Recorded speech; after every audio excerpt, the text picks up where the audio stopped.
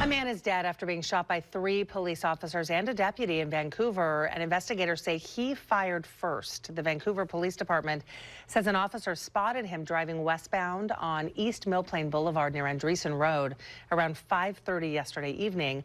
Well, that officer recognized him as a suspect in several armed robberies. Investigators say the man parked his car, entered the Safeway, and when he came out and saw the officers, they say he pulled out a gun and opened fire.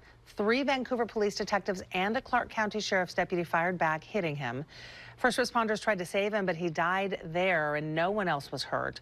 We talked to a man who witnessed the aftermath. There were 9 undercover cop cars, something like, let's say probably 24 to 30 or so police vehicles. Right in front of Craft Cannabis there, a local cannabis chain. I saw those little triangular sandwich board things that they use on crime scenes to note evidence. So it looked like there'd been probably a couple dozen shots fired at the high end. The officers and deputy who shot the man are on administrative leave. That is standard in a situation like this. An outside agency is now investigating.